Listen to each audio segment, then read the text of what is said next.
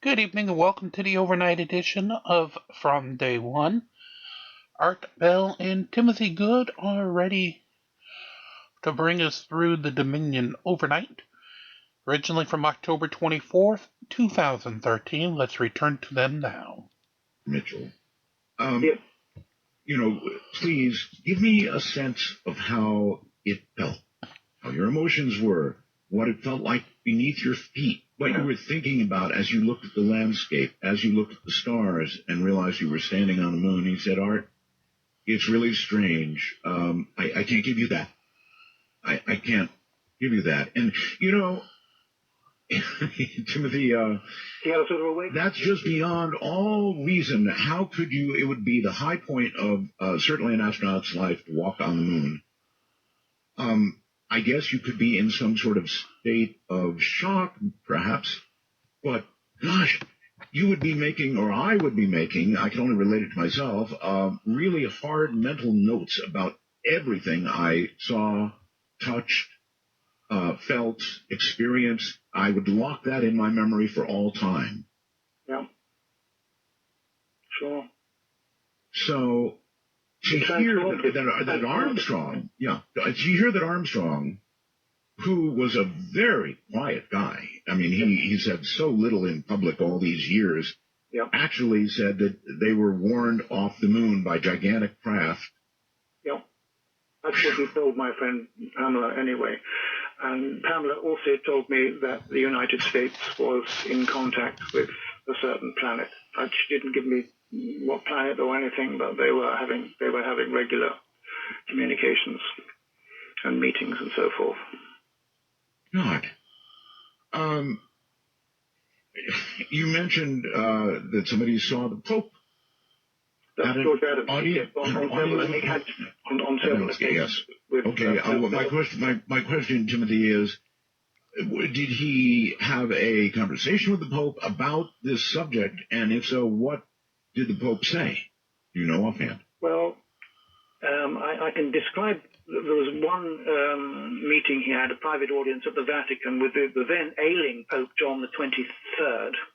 Mm-hmm. That was in 1963. To deliver an important package, he said that he had been given to him by one of his alien contacts, and this was to be delivered to Pope John the 23rd. When he came out, this is what my friend Lou Zinstag, who accompanied him, of course she wasn't allowed into the Vatican, but she was with another friend, and she said that when George came out, he was grinning like a monkey. He said, I was received by the Pope, he gave me his blessing, and I gave him the message. He told my friend that the Pope was not lying in the room above St. Peter's Square, as the people had been told, but that his bedroom faced the most beautiful part of the Vatican garden. Mm-hmm. And Adamski thought, if you ask me, the Pope is hardly a dying man. They haven't yet tried to operate on him, but I'm sure that's what they will do soon. Anyway, the poor Pope John died a few days later. But do you know the nature of the message that he delivered? No, Adamski never gave that away. And what the Pope said was, my son, this is what I have been waiting for. And then he spoke privately in a very low and soft voice for a few minutes to Adamski. And I think his last words to Adamski were, my son, don't worry, we will make it. And then Adamski was ushered out. And Pope John died 2 days later, apparently. Oh, what a story. Okay, you're just sort of blowing me away here with all kinds of things that I had not heard previously, and don't we wish we knew the nature of that message? Yes, indeed. I think that the Vatican has a very good intelligence service, and I think they're very well informed about this subject. Mm-hmm. I don't think one can say the same for the Church of England, the Protestant Church of England over in the United Kingdom. I don't think there's very little interest. Timothy, there have been some, I believe, bishops who have made some amazing statements in recent years from the Vatican, right? Yes. Do you know the nature of them? Well, for example, in 2008, Pope Benedict, I think it's the 15th. I can't read here, actually. Sorry, it's Pope Benedict. Pope Benedict, let it be known that there is no conflict between believing in God and in the possibility of extraterrestrial brothers, perhaps more evolved than humans. Mm-hmm. And also, in an interview with the Vatican's official newspaper, Father Jose Funes, a Jesuit then in charge of the Vatican's observatory, who's an expert on galaxies, said, astronomers believe that the universe is formed of hundreds of millions of galaxies, and in these are hundreds of millions of stars. Many of these, or all of them, could contain planets. So how can we exclude that developed life cannot be elsewhere?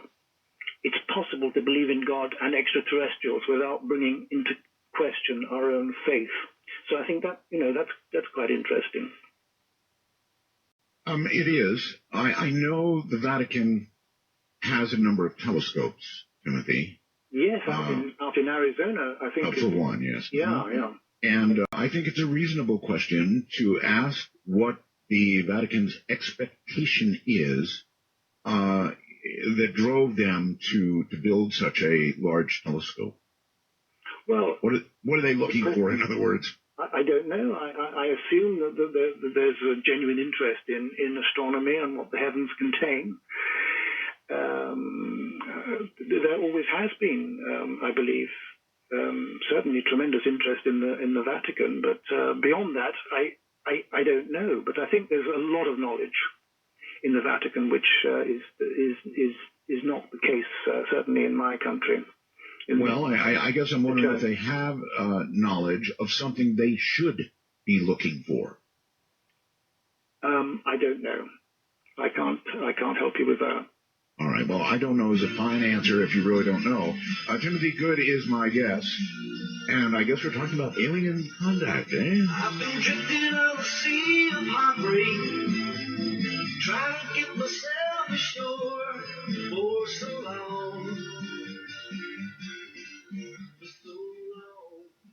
Yes, indeed. Save them. My guest is Timothy Good with some amazing stuff. Absolutely amazing. And here he is once again. Timothy, you're back on the air again. And there are many doubters out there with regard to what you're saying. You can imagine. Good. I did get this, though, from Raymond. The Apollo 11 crew did see and admit publicly to seeing an unknown object on their flight to the moon. Apollo 12 encountered it as well, and they took a picture that was released to the public. I met Neil Armstrong, and he said it was an unknown, not alien. Fair enough. Okay. I know Buzz Aldrin thought it was certainly very unknown, because he's written about that. Okay. It may be your approach, Timothy, but here's another one. This is from Lone Voice, whoever that is. Good evening. Our Timothy Good is making me sad. He sounds unwell.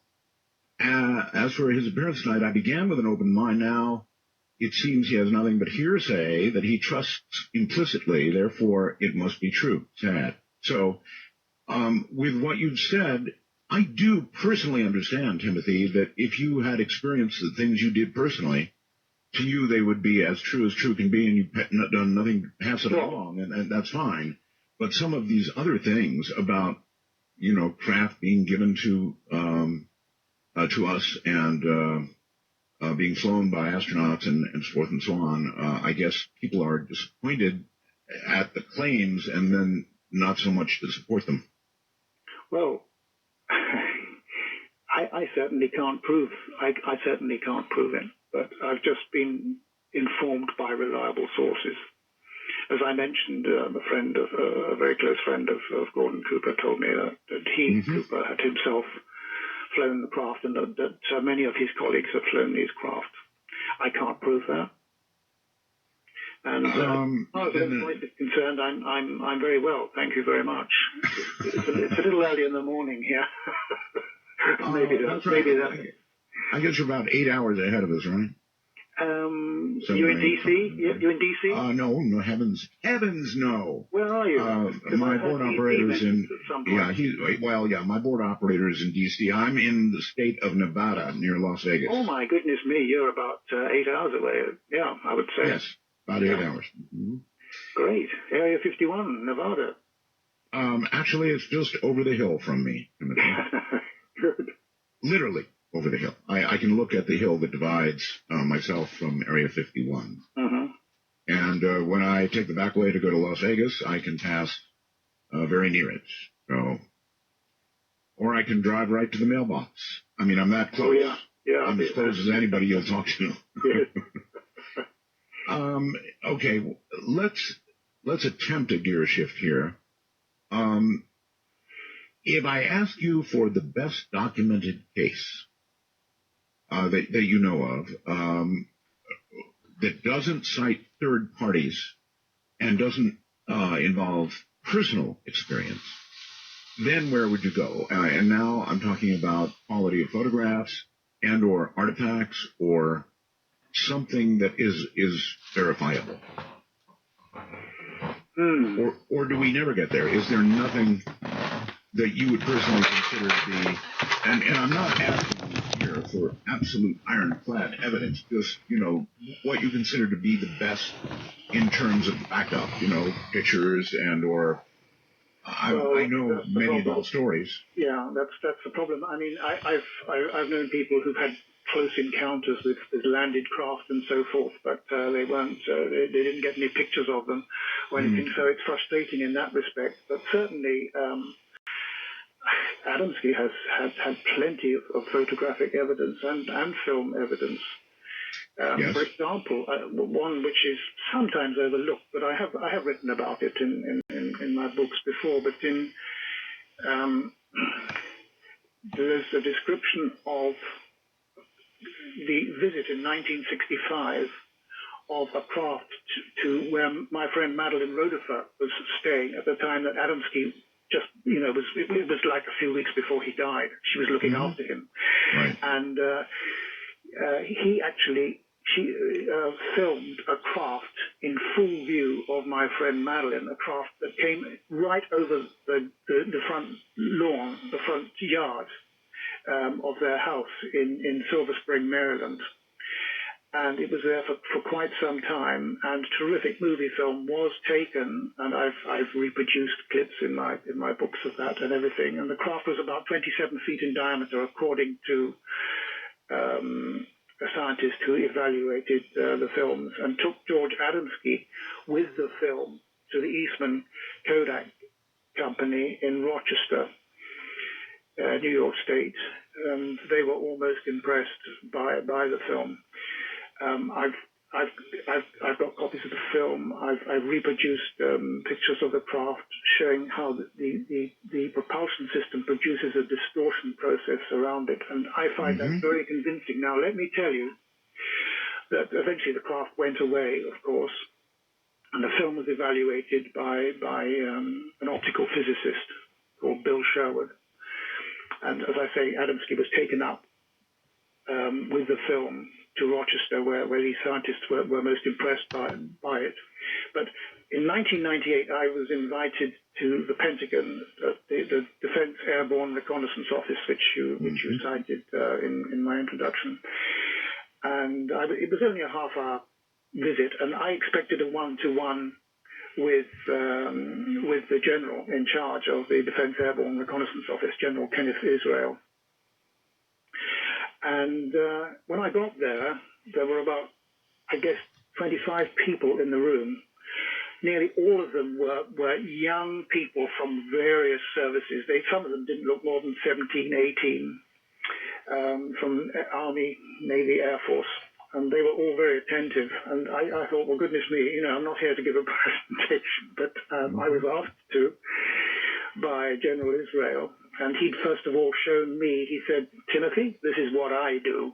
And he showed me pictures of drones flying here, there, and everywhere, and because that's the Defense Airborne Reconnaissance Office, which handles the unmanned spy planes. Right. And he says, now you tell us what you do. And so I talked about that film. I said, well, there's a case downtown, outside of Washington, downtown, in Silver Spring, Maryland. And he said, Timothy, he didn't say this to everybody, but he said to me, sort of privately, he said, I think you'll find that film is absolutely genuine. All right. You said the Domsky case was certainly one of the best. Certainly one of the best in terms one of the best. But you also said controversial, right? Of course. And what is controversial about it? You've given me some pretty good stuff here about the film. In other words, well, he claimed, for example, to have met Venusians and Martians and stuff like that. But I think he was certainly very sincere, and I knew a lot of people who knew him well. And since I myself had encounters with people similar to those he described, who were obviously highly telepathic, it kind of reinforces my belief, if you like. Belief's not the best word to use, but that is the case. I certainly can't prove it. No, I understand.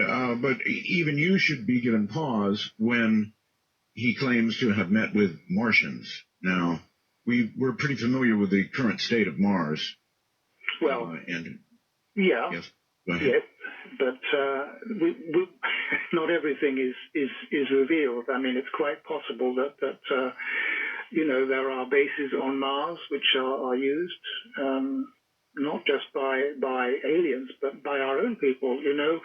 United States. I don't know how aware you are of the activities of U.S. Air Force Space Command.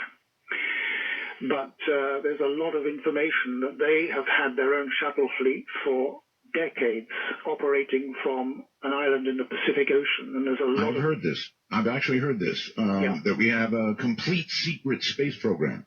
Yes, and this information came to me from Paul Laviolette, an excellent book.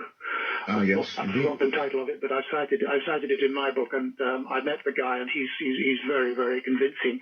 And he says that there have been regular shuttle flights by U.S. Air Force Space Command to Mars.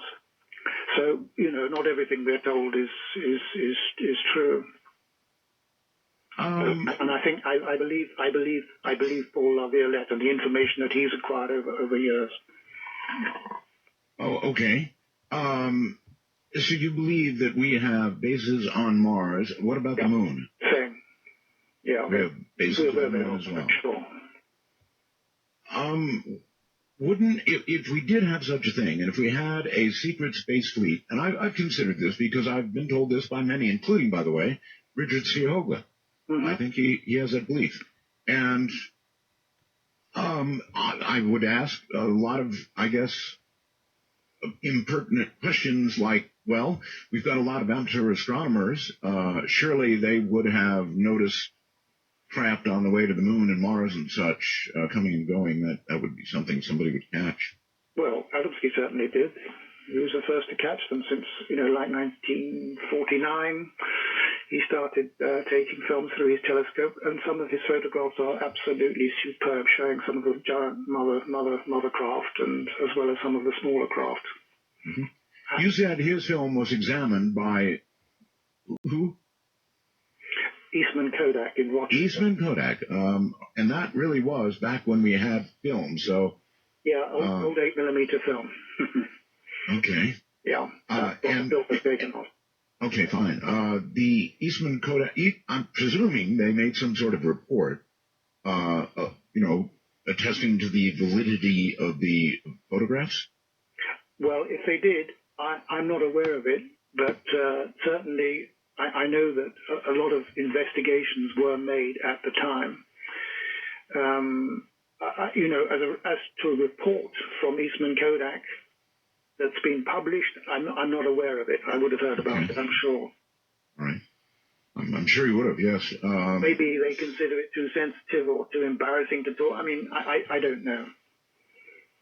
Right. A quick file of Freedom of Information Act request, I suppose, which I last did with NASA a couple of years ago. which was quite amusing. Under the Freedom of Information, I asked about that confidential, that classified conference that took place in Italy, which I referenced a while back. If you remember, my friend Pamela Hanford was there, and there's Neil Armstrong and Buzz Aldrin and German Professor Schwartz, lots of other people. It was a classified conference.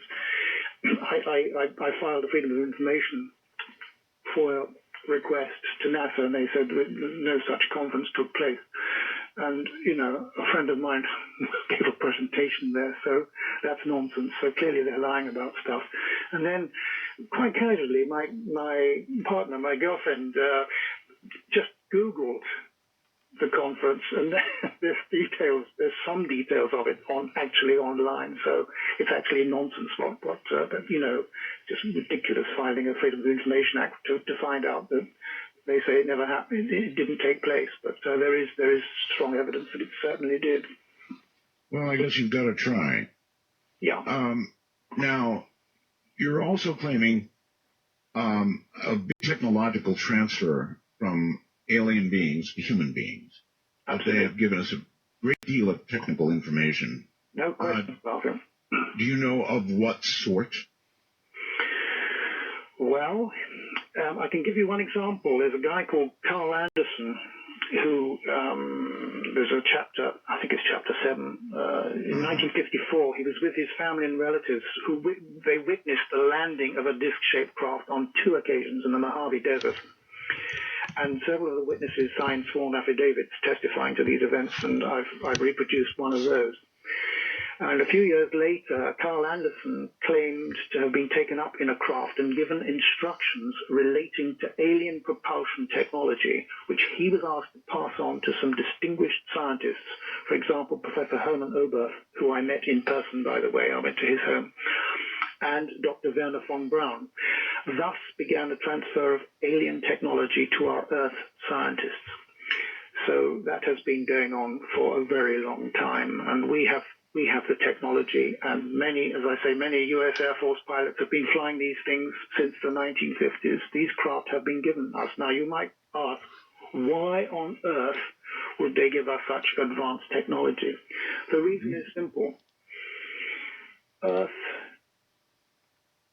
is absolutely of prime importance in this neck of the woods. Obviously not in the galaxy. It's certainly not unique in the galaxy, but in this neck of the woods, it's unique, and others have vested interests in Can you tell me preservation why? of this planet.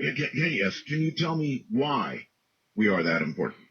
Because they say it's unique in this neck of the woods, and they have a vested interest in it. And furthermore, there is a serious threat from other races to this planet. There is a conflict situation which has been going on maybe for thousands of years. I don't know.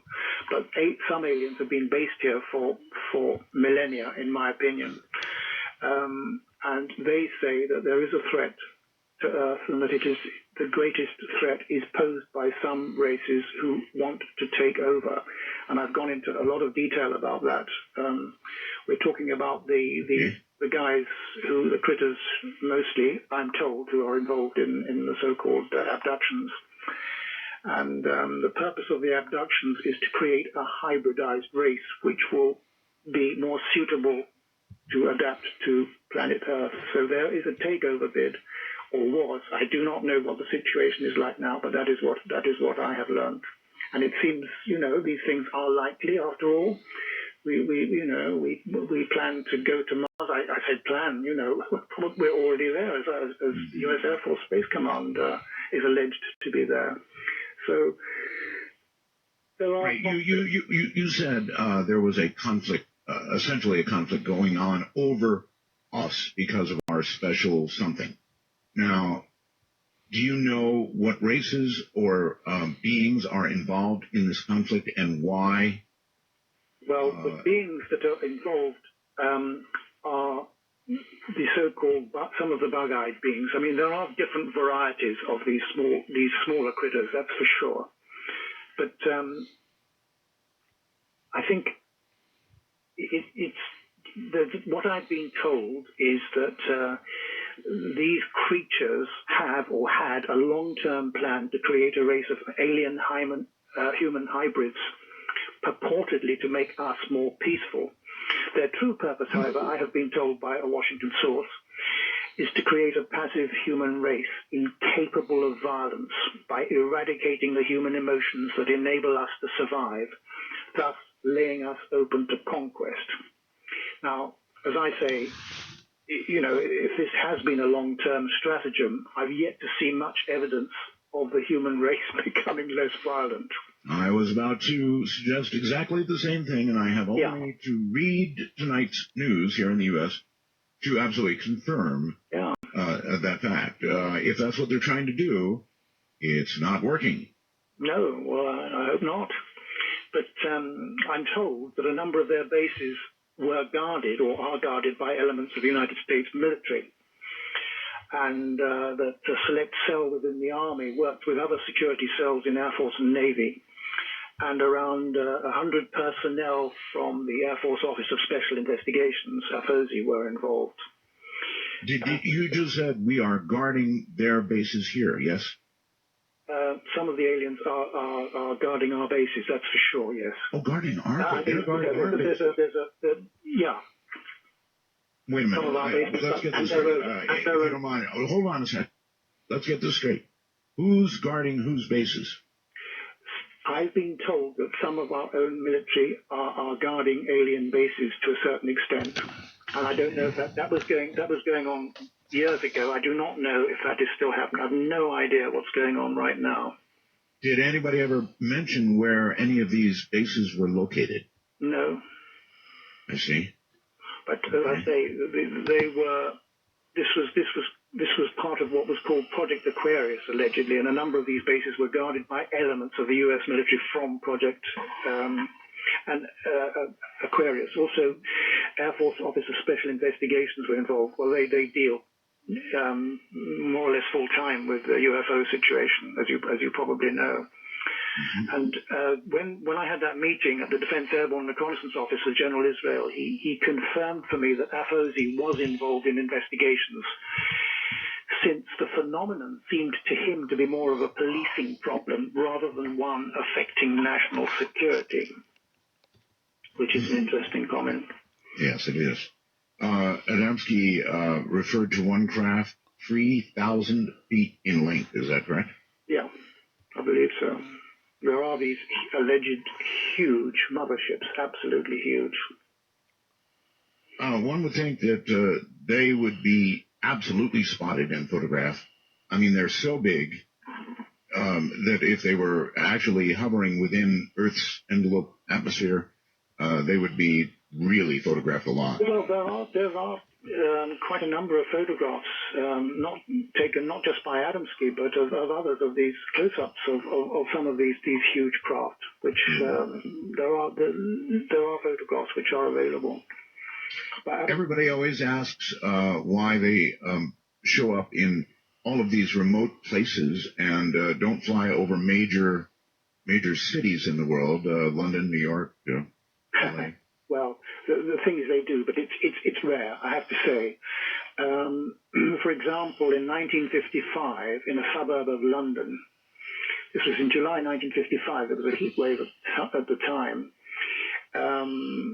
2 flying saucers landed in Bexley Heath, a suburb of London, and a friend of mine was one of the witnesses, Margaret Fry. She's still alive to this day, very good UFO researcher.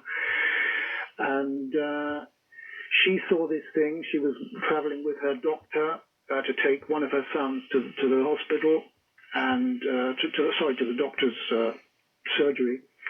And suddenly the car engine conked out, and the car drew to a halt, and this craft landed like about 20 feet away from them, and it was about 30 feet in diameter. Nobody got out of it, and I've reproduced a sketch done by Margaret Fry of that craft. And a few days earlier, in another part of that town, which is part of the greater London area, another craft landed, slightly different shape, and there were over 100 witnesses. And the Ministry of Defence tried to confiscate all sorts of information from people about it and asked people not to talk about it in the interest of national security to talk about it. And so it was sort of kept, it was dampened down for years until Margaret and some other people came forward. And I've spoken to several of the witnesses, and I'm convinced it's very, very credible. And these things have landed in other countries, many other countries as well. Timothy, somebody who named himself Cardiopanic, interesting name, apparently wants to test his heart and is asking you where we can see film or pictures that you were talking about, Adamski pictures. Surely they're on the web somewhere from Canada. Well, I've got a few in my new book, including one that's very seldom reproduced, which is a close-up through a telescope Adamski took of one of these bell-shaped craft. And often that picture isn't fully reproduced. I have reproduced the entire picture, which gives a better perspective of the whole thing. So that's in the new book. But other pictures I've published of quite a lot of the Adamski pictures in previous books, like Beyond Top Secret, Above Top Secret, and some other books. Mm-hmm. Okay. What we're going to do here is take a brief pause and pick up on this. You might consider whether there's anywhere on the web that we can find these things. Just to take a quick look, I'm sure the Adamski photographs are there somewhere. From the high desert and the great American Southwest, this is Dark Matter.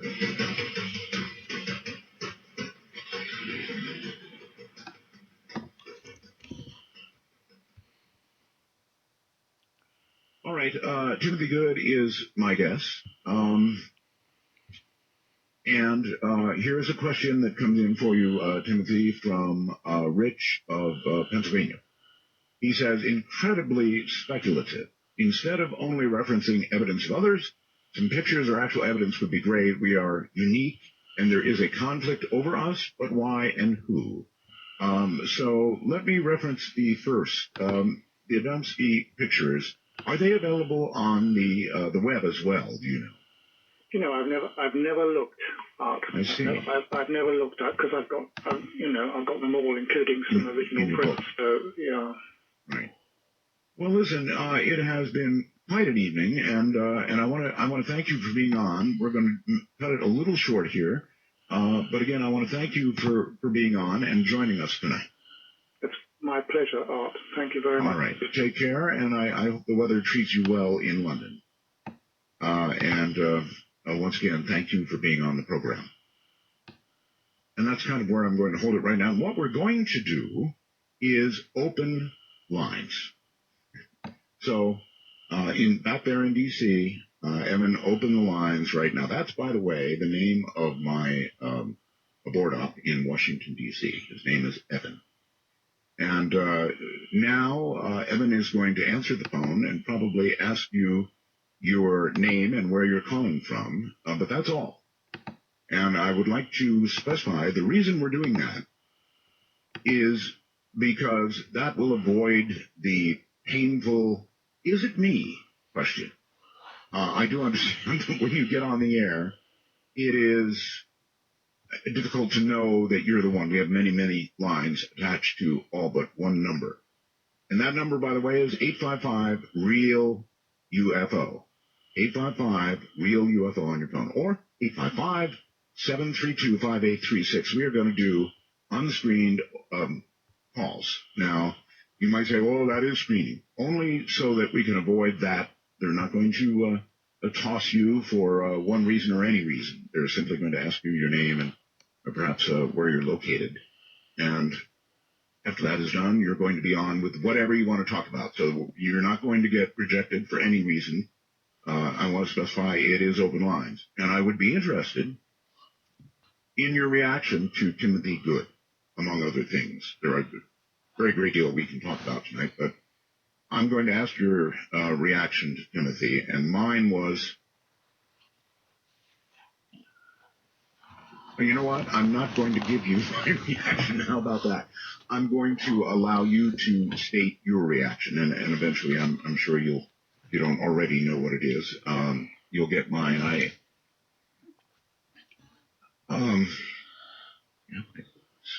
You know what? I'm not going to put it at all. I'm simply going to allow you to react to what you heard.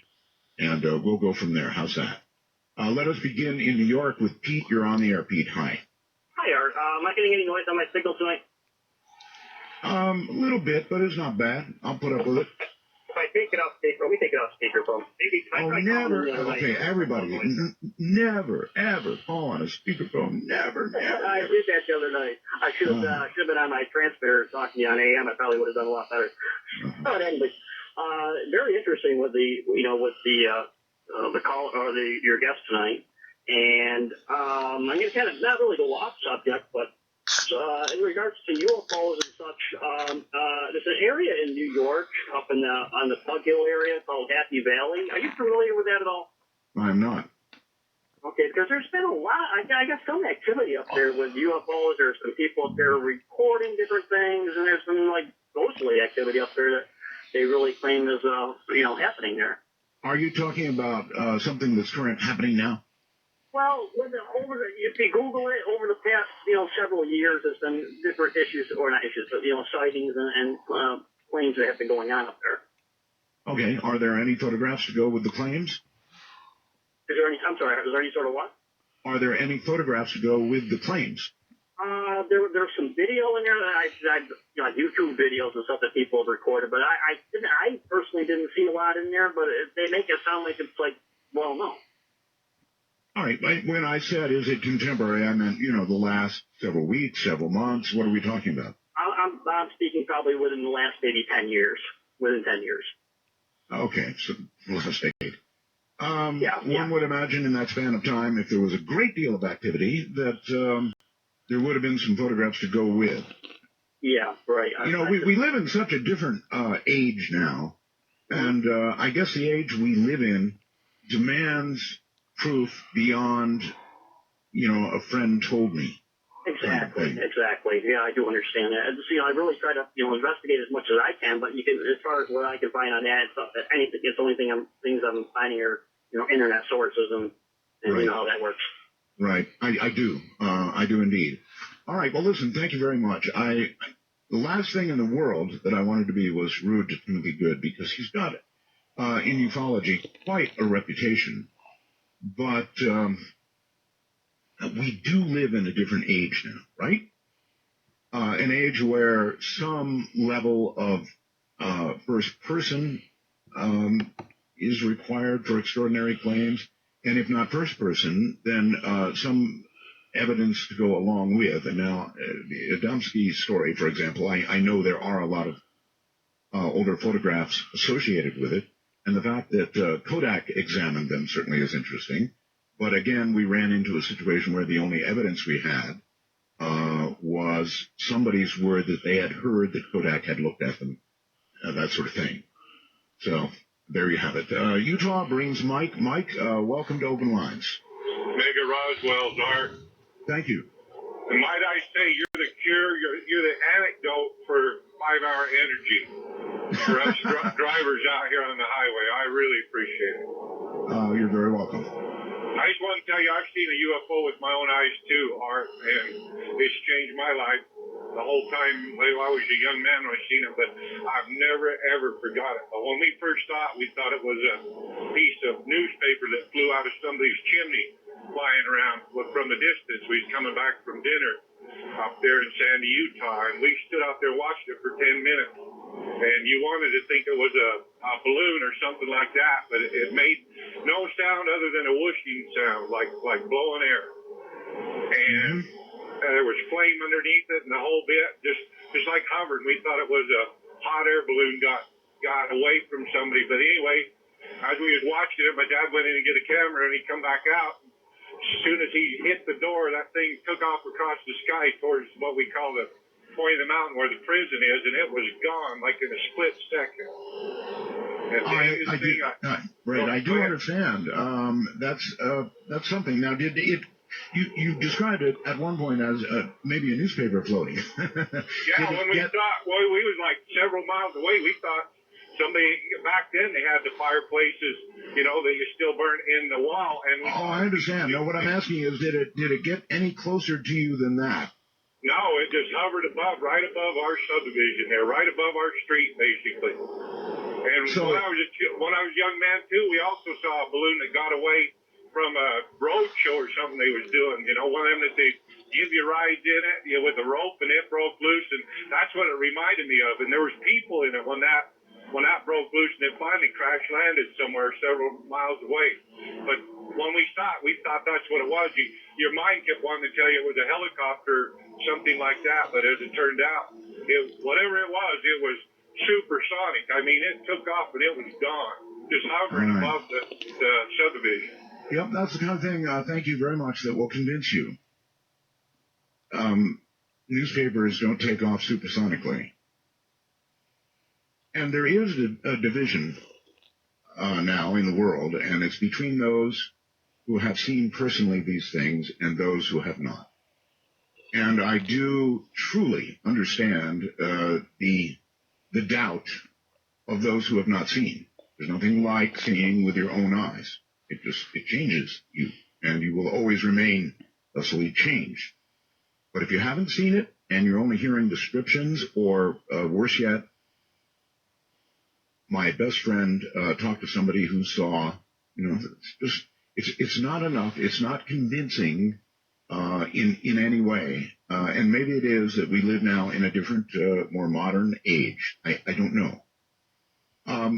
Let's go to California and Gordon, I believe it is. Gordon? Yeah, hello. Hi. Glad to have reached you. I got a couple of things. One is something that I saw personally, and this was 30 years ago when I was a kid. But what looked like a meteor streaking across the sky, and I thought, wow, that's really cool. And then all of a sudden it made a right angle. And then, okay, meteors do not do that. Yes. But, it was so far away, it was just like a streak of light. But I have an opinion that I would like to throw out there. You hear a lot of people saying, okay, if we do have aliens coming here, why? Why would they come to this little blue dot in the middle of the galaxy? That's really what I wanted to ask Timothy, but he didn't have an answer for it. If they're fighting over us, if we are in some way special, I would really, really love to know what that is. Yeah. I have an opinion. Have you ever read or heard of a book called the Urantia book? Yes. Okay. Then, have you read it? Or are you familiar with it? I am, yes. Okay. Could it be possible that they're coming here because of what they call the world of cross? Oh, you want to explain that? Okay, according to the who we call Jesus Christ, the Urantia book calls Christ Michael, is the song for our local universe. And he served his last sojourn, his seventh sojourn. Okay, we're starting to lose you. Okay. He's the sovereign, supposedly, of our universe, yet he became a human to experience being human on Earth. Mm-hmm. And these other worlds apparently are aware of that. And could they be coming here because we are what they call the world of the cross, where Christ died? All right, I can't deny that any of that could be. I have talked to people, for example, like John Lear. And John gets pretty far out there in his description of human beings as containers, and that the fight is over our collective souls. And John told quite a reasonable story. I mean, out there, but in terms of believability, he actually came forth with an explanation that it is a fight over our souls, and one might imagine that true. What do you think?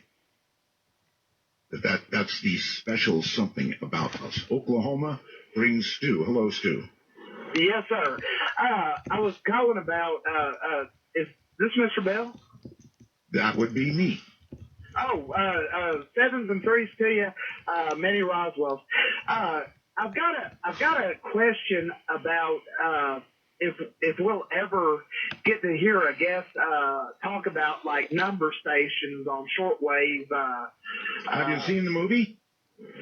No, I have not. That's what I was kind of prefacing it to, because I hear there's a new movie coming out. Oh, it's already out. It's called The Numbers. Yes, it's called The Numbers Station. It's actually quite good. I watched it, I think, a couple of weeks ago, and it's very well done. Are you familiar with numbers stations? Yes, sir. Well, as far as UVB76 and the others out of China, but not any stateside ones, no, sir. Well, okay, there are on shortwave, folks, for real, number stations. I should have recorded one of them, and I will record one of them. You will encounter them on virtually any frequency on the shortwave band.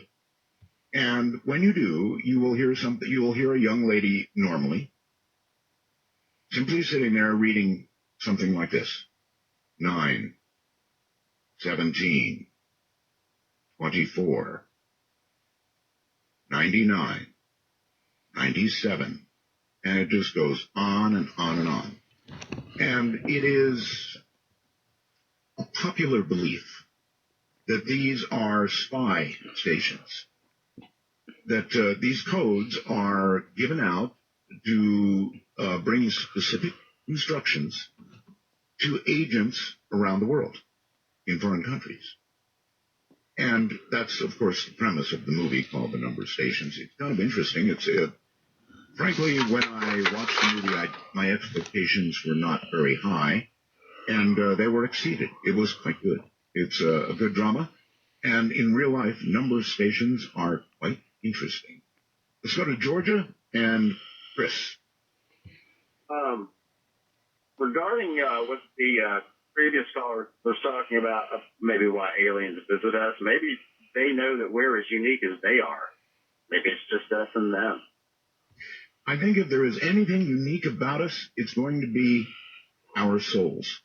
And that's where I kind of agree with John Lear. I mean, otherwise, we're interesting, we're an evolved life form, at least to some degree, right? Some more than others, I would add. But if there's a reason to be interested in us, it's got to be something more than we understand presently, I would think. Right. Well, listen, it's a pleasure to talk to you, and it was only a couple of years ago when I said to myself, I wish I had a chance to talk to Art Bell, and now I get that chance again. But anyway, I'm in my mid-40s, and I wanted to tell you about something that happened to me when I was younger, and it was real profound. It may not sound profound with my explanation, but it was, a pretty big deal looking back on it. But when I was a teenager, I worked at a local Dairy Queen in a small town, and I was a new kid in town. And after work at night, the other kids, they just wanted to take me out and show me around. And they took me up to this mountain. It was kind of in the country and in the hills. So we went up to, they were country folk, and we went up into this mountain, and they said, oh, there's this cave up there. It's a haunted cave. So some other kids from work, it was some guys and some girls. We go up into that cave into the mountain, and there's this one particular girl that I was, playing around with and teasing at work all the time, and she was with the group. And when we were walking into the cave, there was this little nook or like a place where I could kind of dip into like this hole and crevice and hide. And I figured, well, on our way out, I'm going to dip into this crevice, hide, and I'm going to scare this girl coming out. And so I get into this crevice, and I'm about to jump out and scare this girl, and I was so excited I couldn't contain myself, but just as I'm about to jump out, I feel this hand come up onto my chest and physically push me back up against the wall of that cave. And I kind of went into this sort of hard to breathe, kind of like a trance-like state, but I couldn't do anything. And it was very like a physical hand pushing me up against the wall. So the kids milled by, and were you still plastered up against the wall as the girl came by? Well, yeah, I was. And and what happened was just such a shock to me. I really kind of just forgot about what was going on, and they milled by, and I came out of it, and the feeling went away, and I followed everybody else out of the cave. And we get out of the cave, and everybody was going, oh, that was pretty cool. And the girl's naturally going, well, I was so scared. That was creepy. Well, the girl that I was going to jump out and grab, she jumps up and says, well, I wasn't scared of anything. I was ready for it. And she was holding a .38 caliber revolver. Oh? In her hand. Oh. And I'm just wondering, what was that? I mean, it wasn't like an intuition or an instinct, because I was about to leap out and grab that girl. That was my full intention, was to jump out, grab her, scare her, and get a big laugh. But so in other words, an iron hand saved your butt. You could say that, but it was very profound, and I'm just wondering if anybody has ever experienced anything like that before. Well, that's a hell of a story. I'll give you that. Pretty cool, actually. Well, see, the thing is, Art, it happened one more time about 5 or 6 years later at a red light, where the red light turned green. I'm the lead car in the intersection, and that unseen hand is back on my chest, and I can't really think or breathe or concentrate or do anything for about 5 seconds. And when it goes away, the cars behind me honk their horn, and I proceed into the intersection just in time to stop as a truck runs the red light just where I would have been had that not had happened. So you have a guardian hand in your life. Well, I'm just wondering if that's ever happened to anybody else, because why would that happen to me? People get accidentally shot all the time. People get T-boned in intersections all the time. Yes, they do. I mean, but you have been saved by the guardian hand. Now, I don't know why, because there's nothing special about me, I'll tell you that. I'm just a single guy that lives with 2 dogs. There is now. There is now. All right, well, that's one whale of a story. Saved by the hand. Way better than top of the hand, right? Saved by the hand. And with that, we're going to leave Art Bell for this evening. Come back tomorrow for more from him. Before we go, however, there was something that was brought up on one of the callers that I do want to touch about, and that is number stations. And I have pulled up for us 5 of the most creepiest number stations ever. And the first one is known as the Gong Station. Let me play that one for you. Here we go.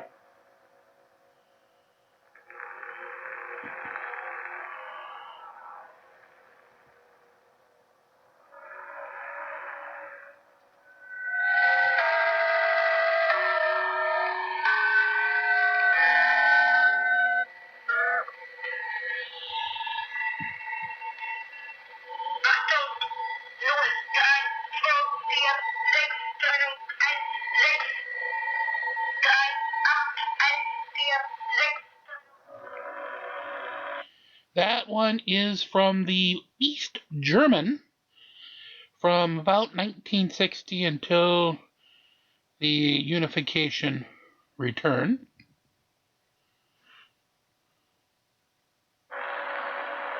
One known listener of this was an Air Force printer, Jonathan Precursor, who copied and handed off over 16,000 sensitive documents. After broadcast ended with the reunification, it's believed that the KGB took over the operations using other hidden German transmitters of this radio station. Number 4, the Backwards Music Station. Despite its name, the Backward Music Station transmits what's believed to be encoded tones instead of music.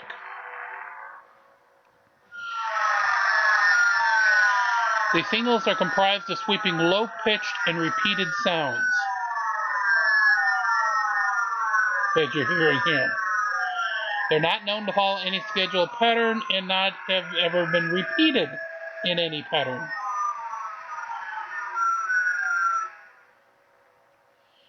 Government or military involvement is suspected, as messages appear to be sent during major geopolitical events on this particular number station. It is theorized that the station messages are broadcast in a compressed format that creates the distorted sound. Once uncompressed, the message would be available. Number 3, the Lincolnshire Poacher. Evidence suggests that the Lincolnshire Poacher station began operating in the 1970s and was transmitted from the island of Cyprus.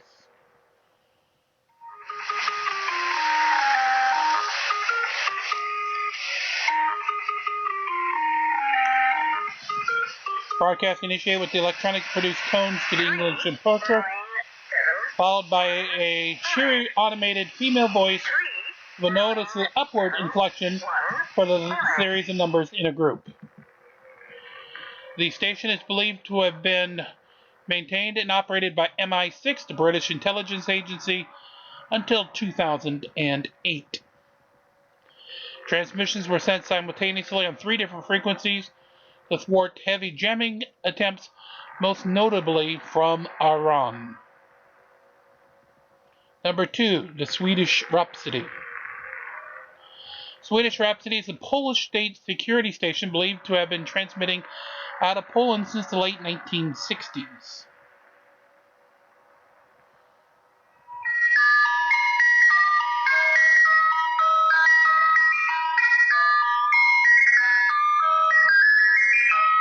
Transmissions are signaled with the Swedish polka and communicated 100 number groups in an automated voice, also mistakenly identified that as a little girl.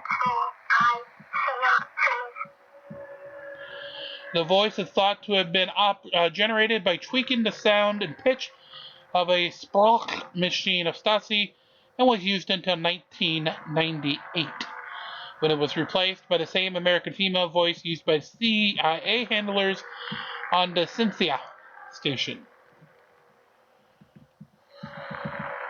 And number 1, the buzzer UVAB-76.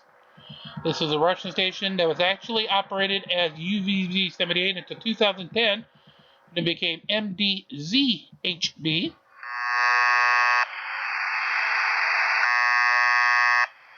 Continually broadcast a 1.25 second buzz, followed by a 1.85 second pause.